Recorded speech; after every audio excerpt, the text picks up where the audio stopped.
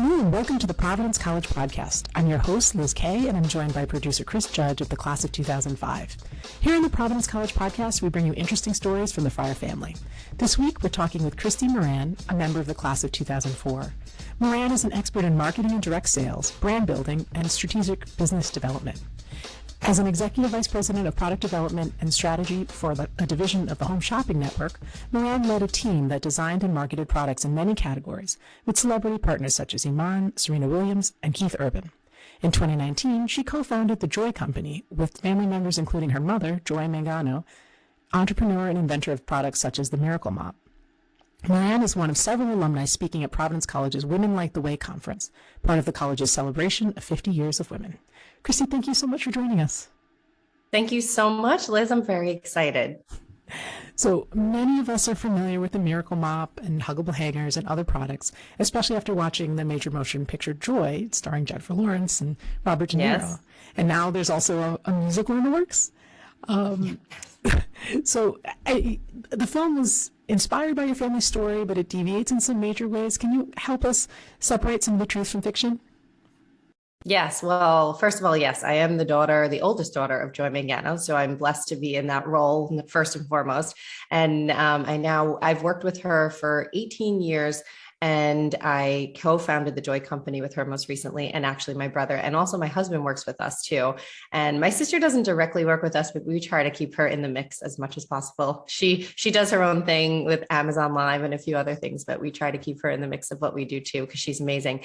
But I will tell you that the movie was quite an amazing period of time in all of our lives. I mean, when you look at the journey of a family member, especially a mother who's so inspirational as your mother, and have that be brought to life on the big screen by people such as Jennifer Lawrence and David O. Russell and Bradley Cooper and Robert De Niro. I mean, the list goes on. And as she always says, to have a Hollywood family with all the likes of those names is quite incredible.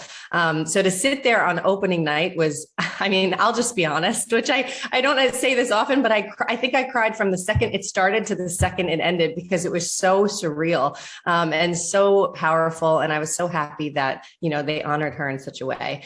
And that the story actually was quite spot on. Like the overarching arc of the story and all of the details were pretty close to the real thing. You take a little liberty here and there, I think, when you're in the creative space, but, for the most part, it really captured the intense journey of where she got to today and how she got there. And I'll tell you, it was kind of just the tip of the iceberg, because when you really see and are in the moments, and especially when I really started to work for her, growing up, you kind of see a little here and there, but, as a child, you don't really absorb it the same way you do when you're in it.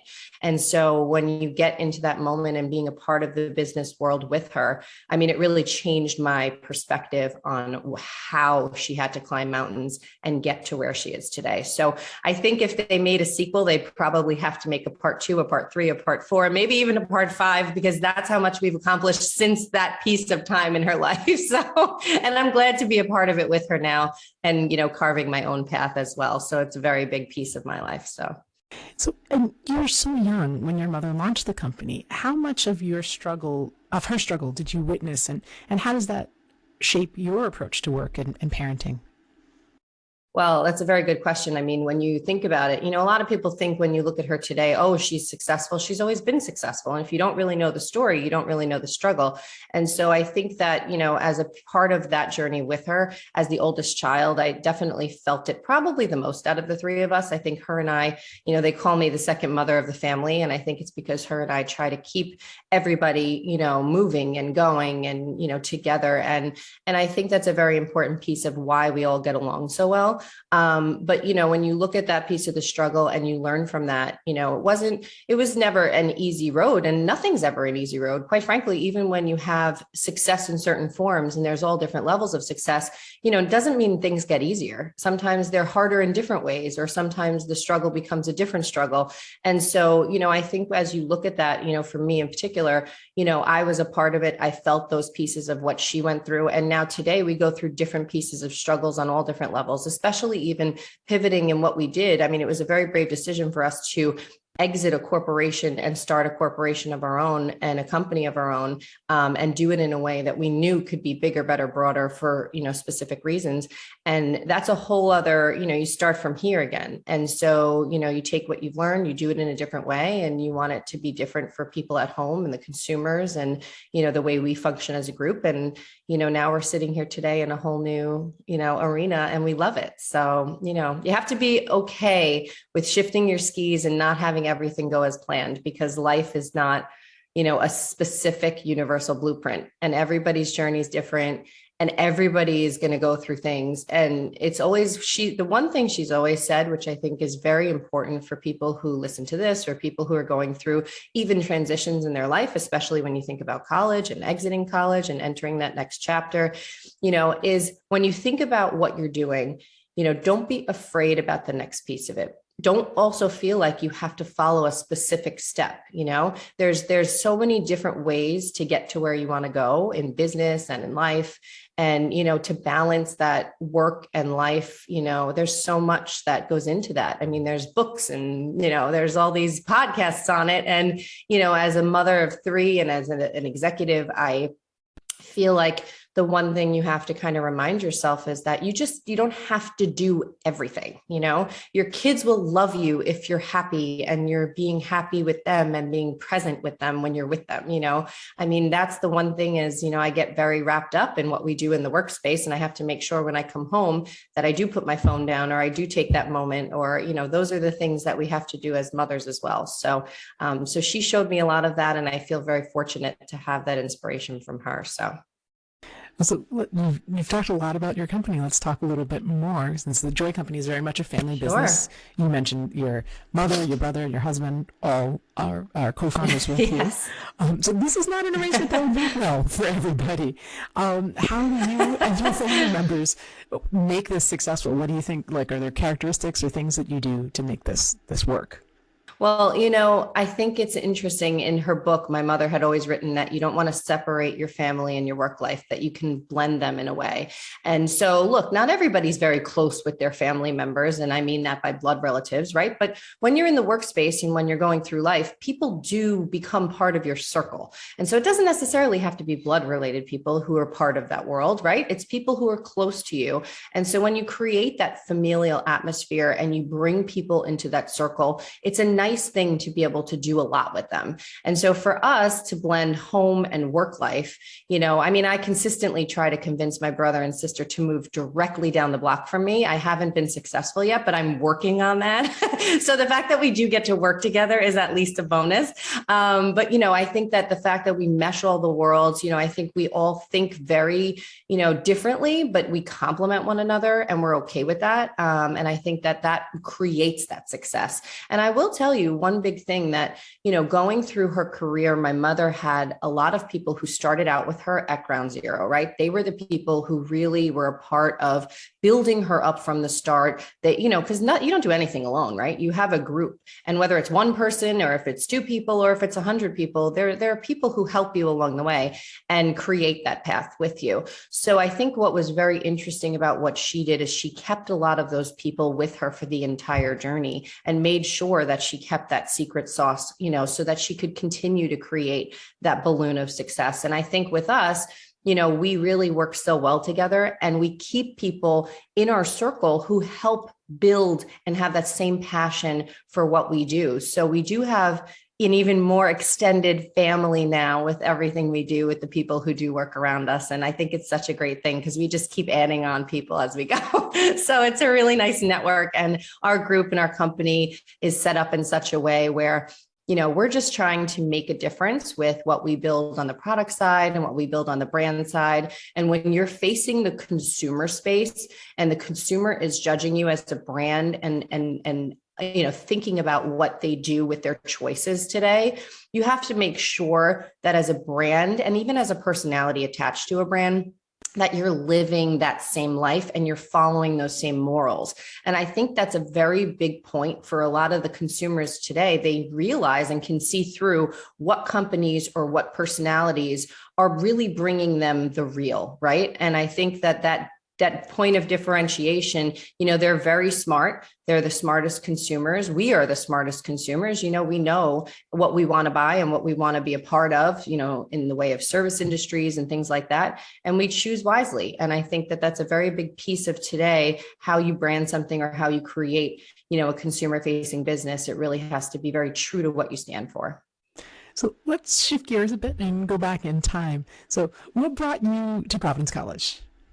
Oh my gosh. Well, first of all, I have to tell you, to be talking about Providence College today and sitting here I never thought I'd be in the space I'm in today. I never thought I'd have, a family, 3 kids, be working, be doing all this. You just don't know where your life is going to lead you, and I actually didn't even think I'd be working with my family ever, because one of my big things when I left college was I said, I am going to be an event planner. That's all I want to do is be an event planner. And that was my dream. And I said, I just want to do weddings and wonderful events and make people happy. And, now I plan events in a different way. And I think I try to make people happy through product and consumer stuff. So, it's just funny how life, takes you on a journey. But Providence College was such a big piece of shaping me. And I am very thankful for my experience there. I am very excited for all of the people who are part of Providence College today and the students who are learning and have all these resources now. I mean, it's amazing the things that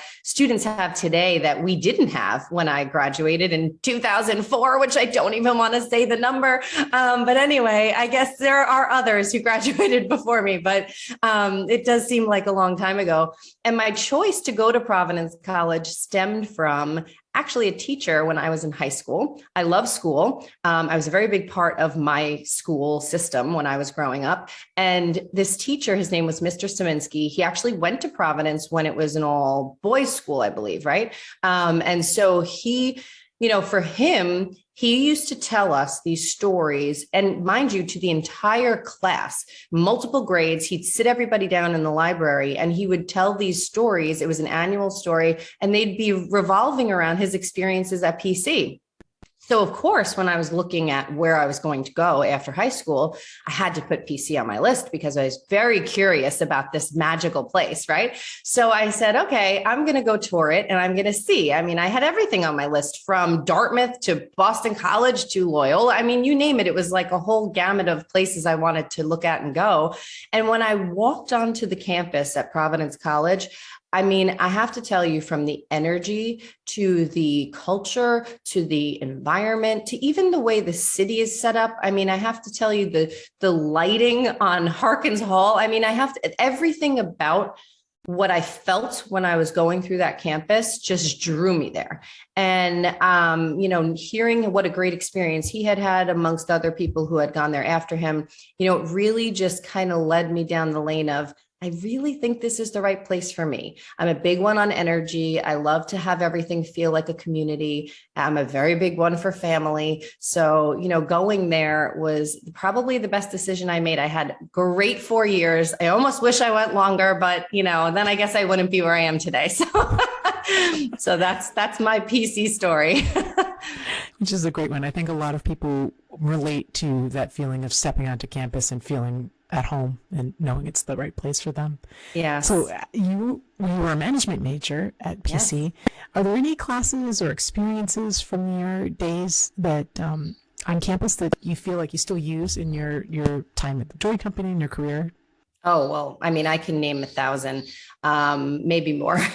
But I will tell you that I think when you think about the classes and the curriculum and the professors, I mean, everything about PC is so well orchestrated and everything is top notch, right? So that's point number one. But really specific classes, there was always, I'll never forget this one marketing and advertising class. I was in it with my roommate and I was very close with my roommates. And we had to do a lot of presentations. One in particular, we had to really pitch. And in my head, I'm thinking, okay, I like this, and I'm like, maybe this is what the kind of world I want to be in, it kind of turned me a little more onto the branding marketing side of things. And I didn't think I was actually going to go that route. As I said, I wanted to start my own company and be an event planner. So I was on a road, but I will also tell you that the one thing, and I say this, and I'll say it again, is to utilize your resources. I got an internship while I was there. I happened to work with First Night Providence through Deidre Driscoll, who is part of the community there at Providence College today. And I was able to learn from her, be a part of that, and see what it was like to be in the workings of an event and doing all the things that go into rolling up your sleeves, putting in the legwork. I mean, you don't get an easy pass, to get to the path of success, right? You look at what all these people do and how much goes into something. And so for me, I think that having an internship while you're actually in the college experience is a very big piece of putting in perspective where you think you're going to go next. Because I do think that even if that ends up being your path and you do an internship that's right in your wheelhouse, great. At least it confirms that for you. But also if you do it and you realize, okay, maybe I like this piece of it, or maybe I like that piece of it, it kind of helps you figure out in the real world, where do you want to go? I actually left college, and my first job out of college was working for the wife of the president of MTV. She ran a PR agency and a licensing firm. And I worked with her thinking I'm going to do all this event planning and PR. So I did that, but I ended up falling into the path of liking the licensing and the endorsement part a lot better. And so I feel like that actually helped me navigate the lane of getting into the consumer space in the branding world better today. And that's really, I think, why I kind of shifted my skis and ended up working for a corporation like HSN and QVC, and then working now with my family business of creating wonderful, powerful brands and game-changing products. And I think that that is such an important piece of being a part of the college experience, is to be able to try to get that experience in the real world at the same time. And I think it's very important to do it while you're there, because it also can help shape you select your college curriculum. And I think it's a good piece of, that part of the growth as a student. So being able to have those internships and like test the waters a little bit, see what it's like to really be in those companies and spaces. Yes. And also I actually, because I was so interested in events and things like that, I ended up becoming a part of the board of programmers. I will tell you, that was such a phenomenal group. To be able to learn the art of negotiation. I mean, we were negotiating to have talent come for our concerts, and we were negotiating to have talent come to host, the Mr. PC event. I mean, there were so many things at the time that we did that now in what I do today, it just has helped me get into the zone of being good at that specific trait. And, the board of programmers in particular, the things that they put on and the things that we used to do, now today, I'm sure you do even more. But I have to say that groups like that really help, and getting involved in that really help you, I think, broaden, and sharpen the pencil on some of those great traits that you can have going into the workspace. And just like the celebration of the 50 years of women, BOP is also celebrating its 50th anniversary this year. I know. And I can't even believe that. Thank goodness it's not my 50th since I left, but that's okay. One day it will be, hopefully. That you can think back to that experience with that club, which has such an impact, as you mentioned, on PC's campus and the student experience. Mm-hmm. But like to be able to take that experience and be able to draw upon it, get your feet wet with negotiating. And it's funny because throwing those events, it's kind of what we do now, right? You don't realize at the time how much of a trickle effect it has on the campus, because all the events you think, okay, some are going to come, some are not going to come. But even the choice of what type of event, or who's the main act, or, when you're doing it, day of the week, all of that affects the experience of others on the campus. And I think that when I look at what I do today in the workspace, I know that what the things I do and the choices we make in our environment, professionally, are affecting consumers, and who are we touching, and what's that trickle effect? And if it makes someone's life easier, does it make them have a little more time with their family? So that kind of, chain effect in life, it really, starting from an early age, is a really nice thing. And having it, be such a piece of what I did at Providence College, I think really helped in today what I do. So very, very exciting. So as we have mentioned several times at this point, the college is celebrating its 50th anniversary of enrolling women as undergrads. In honor of that university, we're asking, I'm curious, are there any fire women, faculty or staff or alumni who stood out as role models for you during your PC time? Well, I mentioned Deirdre Driscoll, and she, first of all, what an incredible human. But she really helped me view what I wanted to do and view my college experience as probably one of the best times of my life. She was able to, again, I worked with her through my internship. We worked on a lot of things together. I watched her navigate these amazing events for the campus. But she also, she really took the time to give me other tidbits, right? Other amazing pieces of nuggets that I took along with me in my career path. She probably doesn't even realize her impact on me, but I do talk about her often since I've left there. And I'll never forget at my graduation, she said some nice words to my parents about me. And that really stuck with me. And I think that, it's kind of the same piece of kindness that you hope that people operate with today, especially in today's world. There's a lot going on. And I think that to always remember to operate with that piece of heart and kindness for others is a very important thing. And I will say that not only, the professors, and even I was a cheerleader actually when I first got there. And so being a professional athlete, if you will, that's hard. When you're a collegiate athlete and trying to do that schedule, do your courses. I mean, I give all of them tons of credit. I did not continue after my freshman year with cheering, but I look at all the female athletes and what they do. And even the male athlete, it is such a rigorous thing to go through with college and have to do that and balance. And then I will say though, the one piece that I think sometimes we all forget is our roommates. And you have to think about this. I always say this to people. You go to a campus, if you're going to live there and be on campus for college, and you get thrown in a room with people you've never met from anywhere in the country. And you're like, okay, is this a reality TV show waiting to happen? I mean, it's literally the recipe for reality TV, but you go through it and you do it and everybody does it. And so you get, in a room with people you don't know. Think about even the things you learn just from having to navigate that piece of the experience, right? I had many roommates, a few, I should say, going through the college years. I started with a few. Actually, one of them, we stayed roommates all the way through the end. And then we had a few others kind of come into the mix that were part of my hall, and we ended up being roommates officially in the later years.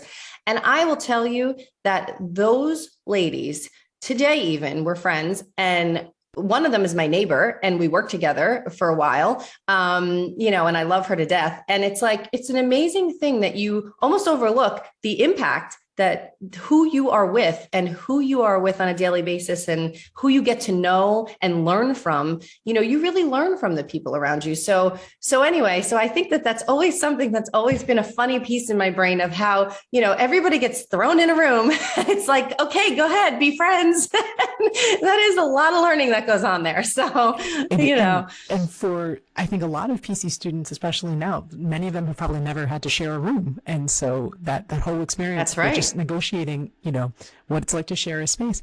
And which residence halls did you live in while you were here? So I started in Raymond Hall, and then I went to Aquinas, and I was so happy to get my room in Aquinas and look over, the beautiful middle of campus. I was so happy. And then we had a home. Actually, we all got a home off campus on Pembroke. And I remember, I think one of my, I want to say when I was working, one of our team projects became named Team Pembroke or Project Pembroke. And I started to laugh. I was like, oh my gosh, I said that was where my house was when I was at Providence College. So anyway, yes, I had a wonderful experience there. I loved, everybody who, even to be, in the halls and be one of the RAs. I mean, that's a job, and I give everyone who does that a lot of credit too, because, there's a lot that goes into running a campus. And, I think about all the things that everybody does to make it a great experience for the students. And until you really leave, so anyway, it's very exciting. It's hard to appreciate until you leave, right? Yes, yeah. You're right. So I have to thank you for your shout out to Deirdre, because I think a lot of people in the PC community get to appreciate the work she does, from everything from, the very first mass when students arrive for orientation, all the way up to, the culmination at commencement. So those are all events that she and her partners in college events work very hard to make go well and make to be, work to make into meaningful events for the people here on campus. So, well, she and all of you should know that all the events, at least while I was there, and I'm sure even more so now, are beyond meaningful, and they are put on so well. And I think that, as a student, you really want to get the best out of your college experience, and to have every event be so carefully thought through and orchestrated so that you just show up and get to enjoy it, is really a beautiful thing. So again, why I wanted to be an event planner, to have everybody have a fun time at all of my events. Instead, I just plan a lot of family parties now and a lot of work events. So I do it in some way, shape, or form. I mean, we do things from TV, we do TV live events, and we do amazing broadcasts, and we're working with a lot of, musical talent now. And so we're doing some really exciting things in that space. I mean, we even do some stuff in the entertainment world with a television show, and a musical, like you said, is on the way. So the good news is I get to be a part of a lot of amazing events. So that's a very fun thing. So let's talk about this next project. Can we talk a little bit about America's Next Deal? How did this come about? Yes. So America's Big Deal is a show that my mother had created. We have an amazing team, and it just premiered last year. It is all about lifting up small businesses and entrepreneurs in a time and space that's really unprecedented. And so when you think about it, it's the first live shoppable competition series in essence. And these wonderful entrepreneurs came on with their products and were able to pitch to America, get real-time sales, and whoever got the most sales from America would face a panel of amazing retailers. So there was Lowe's on the panel, Macy's on the panel, and QVC HSN, which of course Joy, my mother, represented.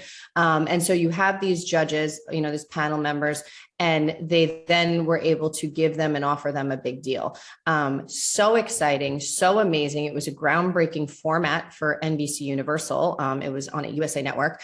And I can't say much, but let's just say there's so much being dialed up there. So there's a lot in the works that's to come. So next time on our podcast, round 2, we'll have to get into those details. But I will tell you, the lives that it touched in just season 1 alone was amazing. And everybody who, participated said, this is such a great message to send to the entrepreneurial community. So many people were hurt with businesses where they were sitting on product, or they got, weren't able to ship into a store, or things came late because of the environment and the supply chain, issues and delays. And they were caught with all this product, and it really was a tough time for a lot of people. And so to be able to tell their story to the world and express why they're so passionate about their products. I mean, that's really the art of what got my mother her big break in her career, if you will, was the second she stepped on stage herself to sell her own product on, QVC with the lights on, because the first time when it wasn't her telling her own story, it didn't work, which was a huge setback in her life and scary time. I mean, you can imagine sitting there thinking, oh my God, what am I going to do with all this product? So she really can put herself in those shoes. We all put ourselves in those shoes. And,